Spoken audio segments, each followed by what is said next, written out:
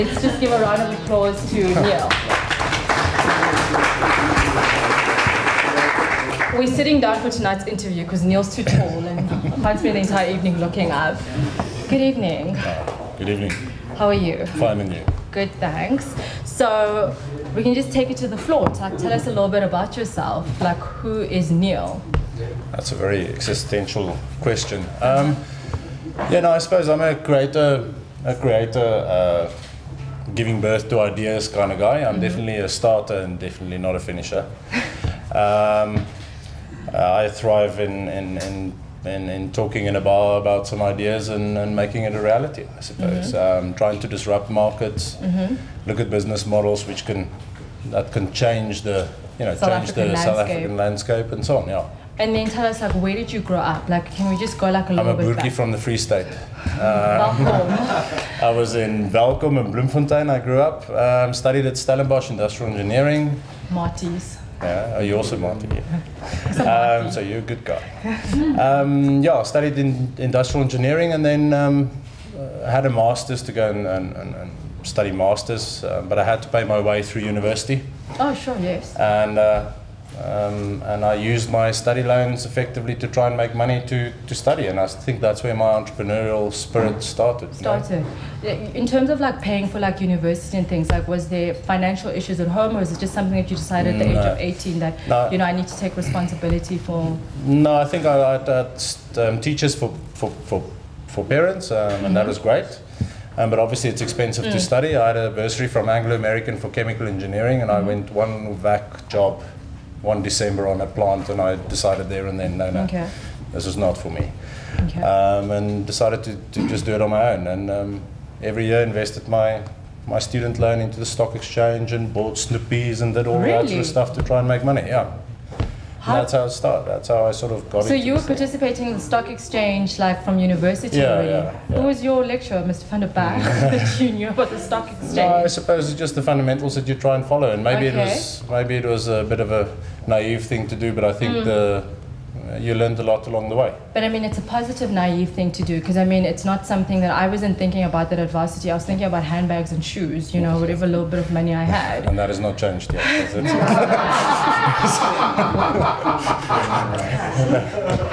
No, I think... You see, I think needs sometimes, drives you to do certain things, and sometimes in that activity you find sort of your way and what you like to do and what you love to do. Okay, so then you finished university, and then what was your next steps? Did you initially start finding a company to work for, or did you decide, I'm just going to start off on my own? No, again, naively, decided I'll start my own engineering consulting firm. And just went out there and through network sort of started to consult for a couple of years. And then at that stage, this whole ERP, SAP, Oracle sort of thing emerged in the tech arena, and I thought that was interesting. And 1990 what? It was 1995. Okay. And got involved in that for 2 years in South Africa, and then went overseas and consulted there for a couple of years. And then in 2003 decided, it's time to do your own, to create your own consulting firm. And I started the Birchman Group with a partner. And sort of 5 years later, we were sort of in 10 countries. And I had my first child, and it's like, now I want to come home. It's like the salmon that wants to go home where you were born. But obviously along the way, a number of ventures came along, and sort of semi-retired here. But then 6 months later, I realized, that doesn't work either. So here we go again. Here the grind actually starts again. But I love the grind. So it makes me tick. I'm going to go back to like something that you said. You said, in order for you to have started out, you had to be investing your time into the networks. How do you start building a network, fresh out of university? Because I mean, personally, I've also been in that struggle. Like, you've got a qualification, but that can only get your foot into the door. It doesn't actually keep you, in that particular thing. So where do you start off with the networks? Because I know some of the crowd belong to the local ecosystem, and I mean, they want to build networks, but where do you start? Like, how do you put together a proposal as such that you will actually be getting that key job you know, so that you can actually go ahead and say, okay, cool, I've established, you know, something and my net present value isn't zero. Okay. I think one of the biggest things which I firmly believe in, and maybe I'm not right, but go and ask for advice. Rather than go and ask for a customer to buy something, to give you a chance, etc. The biggest thing that I can advise anybody to do is to take your product, whatever it is, as soon as possible, as soon as you have an idea, go to your potential customers out there and ask for their advice. Okay. What happens is that they give you good advice, which is great. They become vested and invested in your product. Okay. If you start to satisfy some of those needs, lo and behold, the first customer that's going to buy is the one that feels they are part of that product now. That input of theirs is part of that product. And to let yourself be guided by the customers. I find a lot of the startup kind of guys, they go in a huddle for 8 to 9 months, come up with the idea, try and engineer the most perfect solution, and then, okay, now let's go and sell it. And then you're slightly off the mark, etc., and you've wasted maybe 6 months or something along the way. I think because you're very much in your head. You're in your head. You've had this idea, and you just want to bring that to fruition. But sometimes that idea, all of the businesses I've started, the initial idea never ended up being the end idea. Okay, makes sense. But you need to let it evolve. You need to get to a minimal sort of viable product and get it out in the marketplace and let the customers lead you, I think, is my sort of my take. And what was your first starting point customer where you could say, okay, cool, I'm doing this, like, you know, finally all of this freelancing and starting off with my own business is paying off. Which one was that turning point for you, and why was it a turning point? Yeah, in 2003 when I started Birchman, I had a customer lined up which I worked for before. You know, I had a personal relationship and sort of a drinks company, the third biggest drinks company at the time. And then a week before I started, obviously resigned, and, you know, blank sheet of paper and a mobile phone, and in business now, leaping into the entrepreneurial abyss. Yes. And they rang me and said, okay, now we've just been bought by Diageo and Pernod Ricard, and we're being subsumed into those businesses. So sorry, that gig that we had, you know, for you and all of the guys that you've hired is now not there anymore.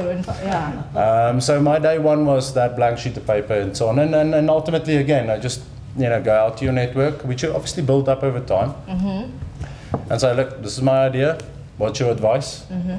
And, you know, very shortly after that, they... And I mean, for such a shortfall right at the beginning, like, what keeps you going, like, in terms of, like, motivation? I mean, you've got bills to pay, you know, and... You just need to perseverance. I mean, entrepreneurship is 95% perseverance and 5% the idea, I think, a lot of the time. The key thing for entrepreneurs, I think, and this is what we do very well, I think, is to run as fast as you possibly can. Because time is not your friend. Working cap, the costs that you have, it eats you alive along the way. I mean, every month you know how that bank balance just sort of just goes down. Down and down. So take this example, what we're doing now, the fiber to the home thing. We had an idea on paper in June. Okay. 2013. No, June this year. Okay. And today, the first 500 homes are live, telco license, the whole business is in, all the ISPs on, etc. It's in 150 days, you go from zero to actually a product out there of some scale with 300 people on the ground. And that saves you, because if it had to take a year or 2 years to get there, the working cap eats you alive. I mean, that you require. So my speed is, as a startup, one of your biggest strengths. You're nimble, you can be out there quickly, but then you need to be quick. It doesn't help to be out there, but you're not really out there and running. You're quick in the sense you're the rabbit, but, you know, in actual fact you need to be the turtle. You need to be quick. I mean, it's one of the key strengths you have against all the competitors out there as a startup. It's probably the only one, except your idea. Okay. Yeah. And then, so with Birchman's, you started that with a partner. Yeah. Okay. What is your take on, like, you know, having a partnership, like, right from the word go? Like, has it been a positive experience, or? I would say mixed. Okay. That's probably the right thing to say. It is great to have a partner in crime in those first period. I see a lot of guys who sort of two in a startup, and that's great, because you've got that low moments, and there's a number of low moments where you can get on the phone and say, hey dude, today's been one of those days, and you lift each other up and sort of balance each other, and obviously to bounce ideas off and to share the stress helps. But obviously later on it becomes more challenging because what a lot of times happen is that there's a point where the one partner, or one out of many, or one of two, start to feel that the value contribution to the business becomes disproportionate. But you always go into this business sort of in a 50-50, you know, all for one, one for all type of scenario. But later on it becomes a lot more complex. People go through life changes. You know, some have kids, they decide to take a step back, but you're still the young gun that just runs, and you feel it becomes inequitable.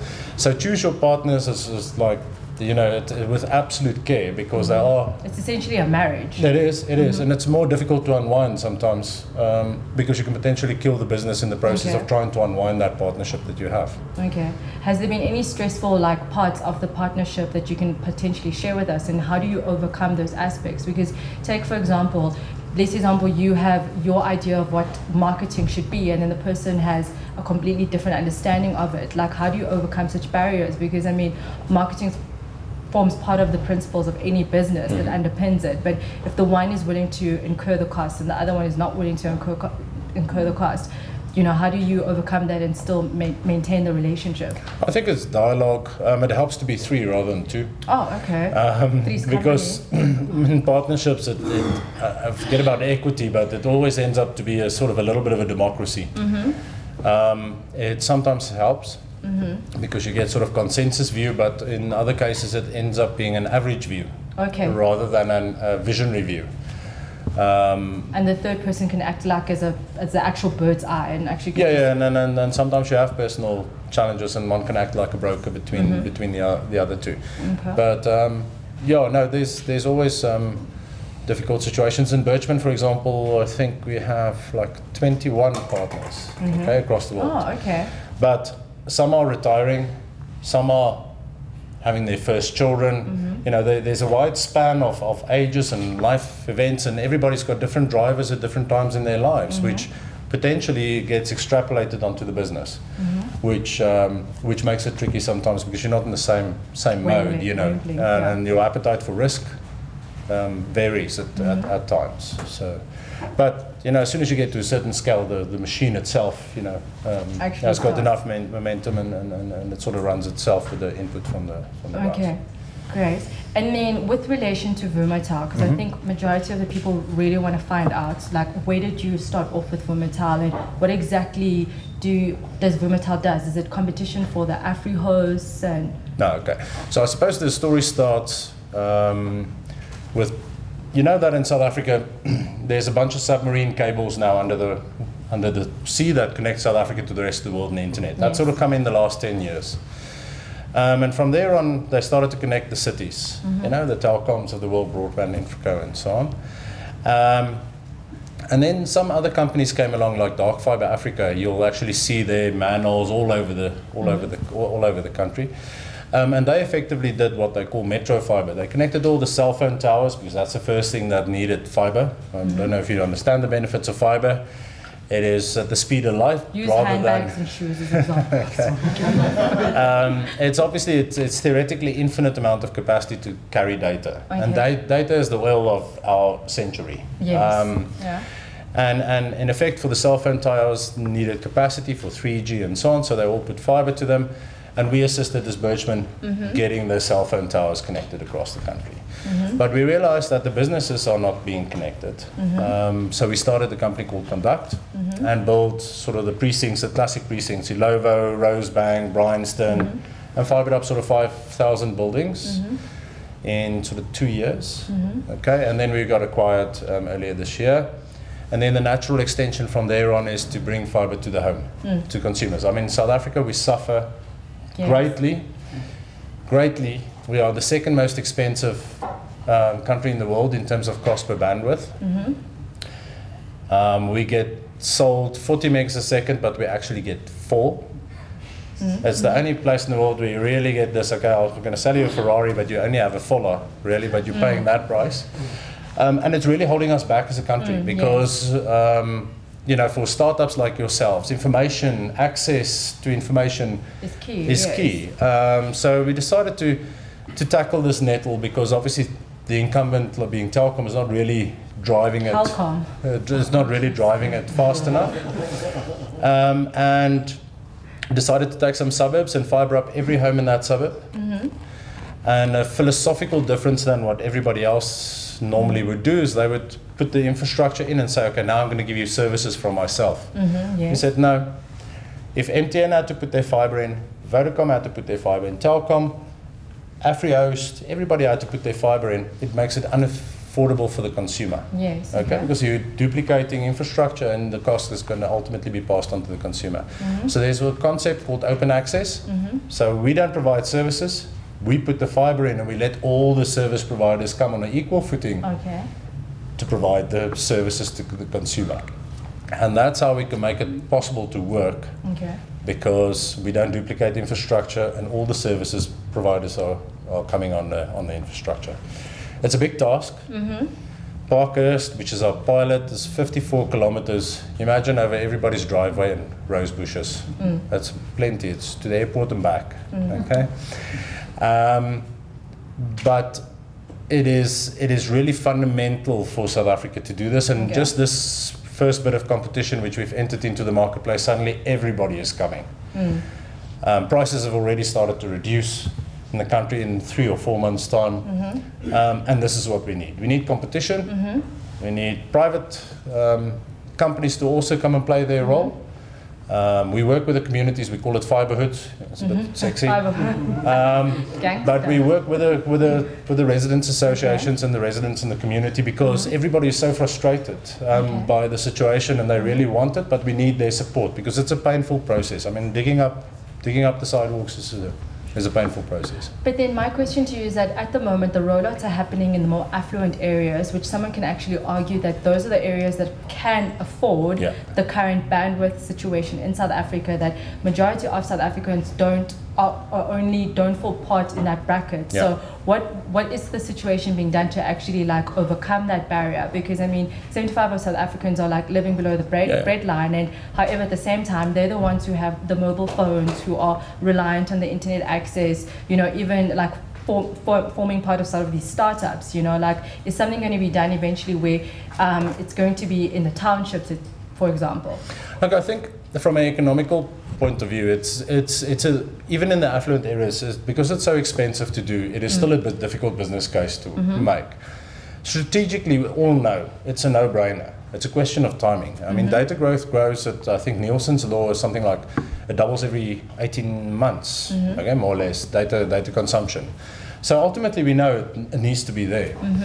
The propensity to pay for it, however, is not so clear. So take South Africa, we obviously have this two sort of stage economy in a way, the affluent and then the non-affluent. We still don't have water and the basic utilities in, which should make ultimately sense. So I think it will be, to be frank, it will take some time to get there, but what's great about technology is that fibre is not the only answer. Project Isizwe, Alan Craig Jr., those guys are doing a fantastic job. Taxis, the wiring up. That's right, and free Wi-Fi in Tshwane, free Wi-Fi in the Western Cape, and that'll see the needs through while the data demand goes up, where it will make some of those areas more and more viable as time goes on. And what do you think government's role then is in that? Because I mean, they should be playing like a pivotal part. They should, and they should play a pivotal part in the areas where it doesn't make business, the business case doesn't make sense. What we do find is to try and extract revenue that they start to move to effectively compete with the private sector at the top end, which I don't think is not the right thing. The US and Europe uses subsidies to say, okay, well, let's say the first, for argument's sake, 500 suburbs is viable. But suburb 501 is just not viable, and 2 and so on, and it becomes progressively less. What they do is all of these taxpayers' money, and that the telcos pay, because they pay a huge amount over in tax every year, they use that as a subsidy to say, okay, well, let's make suburb 501, 2, 3, 4 viable. So they provide a subsidy to the players to say, okay, well, we know that doesn't make sense for you, but let us help you to get there. Rather than to try and compete here at the top end. And that's really what I think they should do. I mean, but in terms of assistance, I mean, we don't get any, but also we don't. I mean, I don't really have any big hurdles in a sense either. So I'm pretty ambivalent, I suppose, but they should help. Okay, well, that's particularly concerned.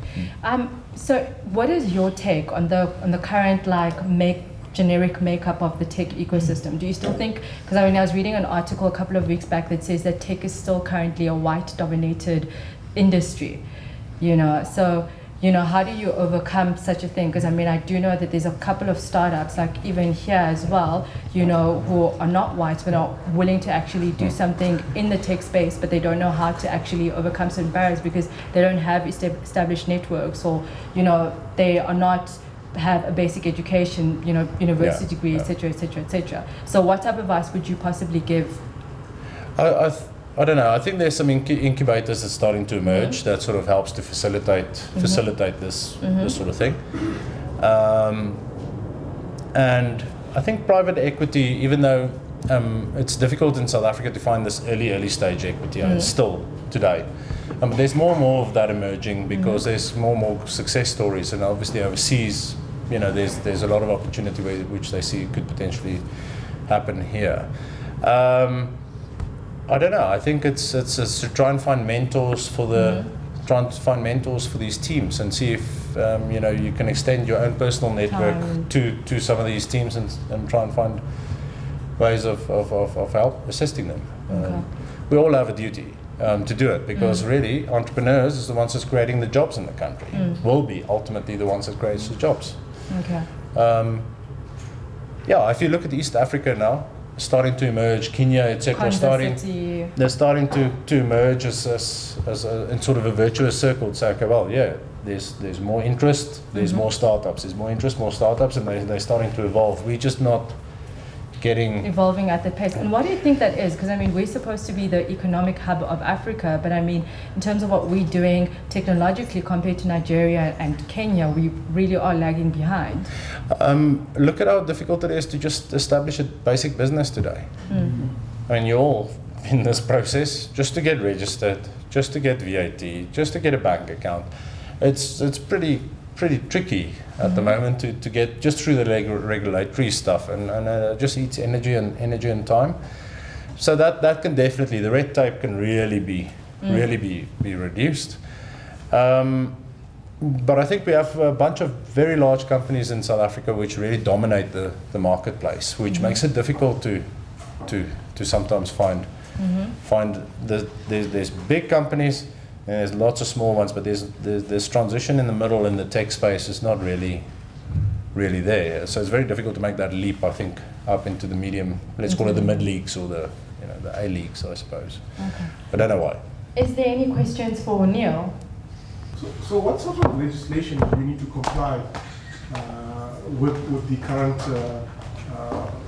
what I probably would call the last mile type intervention that you're putting in place? ECNS and ECS licenses, so it's basically, let's call it telco licenses, so that you have a license for telco. It's pretty easy to obtain in South Africa, or straightforward to obtain, it's just a bit of time. To get the approvals to dig in the roads and so on, you need wayleave approvals from the local authorities, and you have to get acceptance from about 14 service providers. Think gas, Igoli Gas in our case, water, electricity, Sasol, blah, blah, blah, blah. So you need to get sort of approval on that. And then you've got some health and safety type of legislation that you need to fulfill in the general, let's say the general stuff. But that's the specific stuff in our case, yeah. Okay, geez, you make it sound so easy. Yeah, trust me, trust me. It's a tough gig. Yes, hi. What's your framework for building a business quickly? You said you started in June and already you've gone to market. I'm sure you've started producing revenue as well. How does a startup in less than 6 months go from nothing, just an idea, to having customers? Okay. I'm not sure even nearing profitability. I don't know. No, it's like there's infrastructure, so it'll take a while. Yeah. I suppose it's just running as hard as you possibly can, and sometimes a lot better to be decisive than to be 100% right. So we make mistakes along the way. But to try and get every decision that you make, everything that you do up to 100%, even that is your aspiration, especially on the decision side, I think you waste valuable time, and it's better to get out there and learn the lesson before you take your time to learn the lesson. So we run very fast, but part of that is also because we've done it before a couple of times. So you know the drill. You know, there's certain stuff that you don't have to procrastinate over. First time we got a name, it took us the name for a business. To give you an idea, we had consultants in it, cost us a fortune. We spent weeks workshopping this, etc., and we came up with a name. Now it's can we go for whiskey in the bar, and we'll have a name the next day. Because ultimately your brand is associated by your action, not by the name in itself. So we've come to that realization. So now we don't spend, and I know startups, I mean the name is actually quite one of those interesting conversations that you have. So it's getting systems in place and so on. One of the things which we do is we do everything in the cloud. Okay, we have no infrastructure, physical infrastructure ourselves. So that means that if I want to deploy a new office, I just get a PC to a guy and they start. That's how we started Birchman, because we can go to 10 countries in 5 years by just doing everything in the cloud from day one. From your accounting, from everything, really it makes a fundamental difference. You spend so much less time worrying about infrastructure and so on. And it makes you scalable quickly. I just wanted to ask, throughout your career, I've read that most of the successful entrepreneurs, they've always had a mentor or mentors along their career that have helped them. I just wanted to find if you've had mentors and if you have a mentor currently. No, I don't think I had this sort of ubiquitous mentor all the way through. Obviously, as you go along, you engage with guys which you think are really cool and they really add value. One of the things which I learned while I was doing consulting, and it's with a lot of CEOs and CFOs, not here, obviously in the UK and Europe. And the first time sort of engaged with these guys, you're sort of in awe and you think, oh my word, this is like a god in his industry, you know. Until you get to know the guy and you just know, okay, well, ultimately he's just like us, okay. He's got some experience and he's got some skill, but it's not such a big leap as you would imagine. It's not like they completely think on a different plane, and that was a big realization for me. It's like, actually, anybody can be it if they apply themselves and do it and have leadership skills. I think leadership skills is obviously a key element in that case. But now recently I've got one of the guys that founded Dimension Data, Richard came. He invests sort of along with me in some of the ventures. He's an old hand, he's seen it all. I'm one of the guys that, okay, let's just go out and do it, and he brings a level of sort of sanity to us, yeah, which helps me a lot. Yeah. It's more to prevent us from doing stupid stuff rather than to tell us what to do, I think. Hi, I would just like to ask about education. I know the university education, you guys have like all these funds or encouraging you to go out there to stick to university. I was wondering if you got any thoughts about that. Yeah, I agree. You agree? I agree. My two daughters, unfortunately, even though I will probably send them to university, I don't think it makes such a big difference anymore as it did in the past. In the past, previous generations, it was a job for life. It's a profession. You try and get a skill so you can get the job and you can go and get pension and die. It was more that sort of environment. And they are the guys that's giving us advice today that grew up in an environment like that. We need to remember that. They don't live in today's generation in a sense of the startups. I think you've got a lot that you can learn by starting up. But there's a place for traditional education to be turned upside down, I think. More team-based. Do projects together for 2 or 3 years, rather than this classroom-based batches, the bell rings, next class. I really don't think that really teaches you as much as it would to work in a team. Still learn new skills, but to work in a team, try and solve an objective, I think, yeah.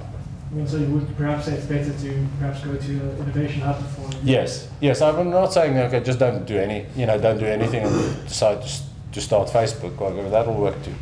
But yeah, no. I think a bit more of a pragmatic type of education, out there. You need to be multi-skilled today. It's not in the old days where you just need to know something now. You need to know a bit about tech. You need to know about marketing. It's a different mix of skills that I think you need today. Hi, I just wanted to find out from you the landscape, in terms of landscape, from back then to comparing it to like right now, the landscape of tech. What's your opinion on it, and how have things changed for the better, if there is? Okay. Obviously, tech's evolved. I'm sounding now old over my years, but it obviously changes dramatically. Has changed dramatically over the last 10 years, I would say. And the change is progressive. I think Bill Gates said that the amount of change that you imagine over 2 years is always is more than what actually happens. But you always underestimate over 5 years how much change will happen. And that's because in our minds we think change is linear, but it obviously is exponential. So how the landscape looked 10 years ago, 5 years ago, I think it's dramatically different. But there's great, I think in terms of South African landscape, I think the opportunities are vast. I think I said to some of the guys, overseas in Silicon Valley, everywhere else in the tech space, everybody's trying to solve Western problems. We have got very unique problems in South Africa, which only us can solve. And there's mass markets across Africa which sits with the same type of problems out there, and you're not competing with the venture capital from Silicon Valley necessarily for those type of solutions. And I think that's key. Think of all the things that's unique to South Africa, and that's probably where the biggest opportunity, or Africa, what's the biggest opportunity lies. The consumers are different. They don't have all access to wirelines. It's more mobile driven. It's more small, what do you call it, unofficial type of industries, micro industries that we have. There's so much that we can do for those type of businesses, and there's a vast amount of potential customers out there. It's much better to take $1 from a million guys than to try and take $1 million from one guy. You know, I think there's great opportunities in South Africa for tech. Right. Just quick, one more question. What do you think are just a couple of good habits for an entrepreneur to have that could increase the chance of success and decrease the chance of failure? Okay. I suppose if we start at the idea side, if you go out to the bar one night and you have a great idea and it still sounds like a good idea in the morning, it probably is. The biggest hurdle is actually to get up and do something about it. There's this inertia, there's this fear of my job, yes, you can't obviously just go and destitute yourself, but the risk of actually being in the safety of a job in a comfortable position versus taking the risk of an entrepreneur. Everybody imagines it is like a horror movie where you don't see the baddie. It's a lot worse than when you see the baddie. And there's a lot of fear about making that leap. And I think that differential in risk these days is actually not as big as you would imagine, because there is no such comfort in a job and job security. So I think that's sort of, if you think it's a good idea, go and do it and punt it and believe. But it takes some guts, to do it. And then really play to being small rather than to pretend to being big. Sometimes you find the small guy has got the smoke and mirrors to say, okay, well, I've got the most fantastic website, but it's 2 guys and a dog. It's really, really important to actually play to smallness these days than to play to being big. We all want to support the startup and the younger guy and personalize your business rather than trying to make it corporate because it sort of seems like it's the right thing to do. And then, as I said, action. Yes, make a mistake, but action. Don't procrastinate. Procrastination is a killer in terms of time and in money. What else? And then perseverance, I suppose. It's key. Yeah, because there's tough times. It's easy to run away. I suppose the biggest hurdle is which is quite cool though, is to try and disrupt this whole industry. You know, out of nowhere, to suddenly come into an industry which has got such a settled environment, and everybody's got their roles, and everybody knows who they are, etc. And then to come out of left field and really to try and disrupt it, it means that you're an outsider to a degree, and that sometimes I'm the most hated guy in the room. Yeah, but yeah, I think that's probably the most difficult thing to go against convention. Is sometimes is difficult. Yeah, it's probably the most difficult. Anyone else with questions? In our conversations, you seem to use a lot of sort of lean you use as well. Are you an ardent fan of that, or what's your thinking about it? No, I think it's just sort of the terminology that sort of gets, you know, you sort of try and articulate the concept that you've got to have. I'm not an ardent follower of the mechanism necessarily which has been advocated in lean startup, but I fully believe that get to that minimal viable product as soon as you possibly can, and then engage as soon as you can. Really, all the successes I've seen is, in my experience, has been, okay, the customers has actually led me along the way rather than I'm telling them where they should be going. I think, so that's, yeah, so I truly believe that makes sense. But I'm not a reader of, you know, these thousands of sort of entrepreneurial books or something like that. But it's cool to hear people's experiences. I think it's always good. Okay. So you said that you're a good starter, but not necessarily a good finisher. Tell us about that. Okay, so I like to give birth to an idea, and it is definitely a birth. It's painful at times.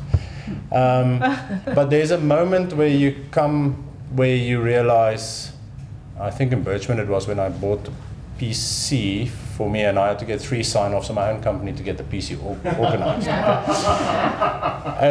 There's a moment where I find, okay, well, now the amount of innovation that you can introduce becomes reduced, and it becomes more of a machine, and that's cool. But I'm probably more of a disrupting my own engine then, rather than the market, because I'm trying to over-innovate or overdo it a little bit. And it's cool, that first stage when you have to go and buy the toilet paper, the coffee and everything, and you know, you're just involved in everything. It's so diverse, where later on it becomes much more, okay, I've got my role, okay, I need to respect that person's role, and so on, and that's when it becomes a bit more tricky for me, personally. Okay. Last question.